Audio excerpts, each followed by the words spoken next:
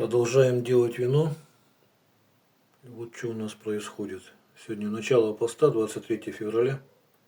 А вино поставил 4 декабря. И вот оно у меня, левый бутыль, получается, до сих пор бродит. А этот уже перестал. Хоть уже и ботанаж делал. Вот пластиковой палкой такой мешаю. Осадок поднимаю, она вроде опять начинает бродить. Но это уже все вроде выбродило. Вот сколько времени прошло. И что хотел еще сказать. Вон там у меня куча лежит. Вот эта куча веток, это лоза виноградная. По осени я обрезал, не помню, когда, в ноябре, по-моему.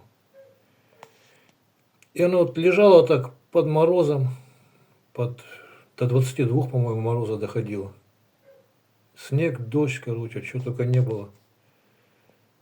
И вот ради эксперимента 16 февраля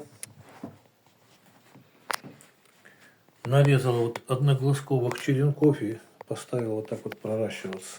Сейчас сделаю.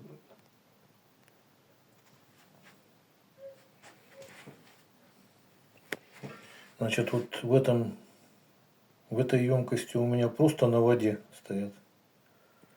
А сюда добавил мед и поставил, вот видно, эти ивовые веточки. И что интересно, что некоторые почки, вон видно, да, просыпаться начали.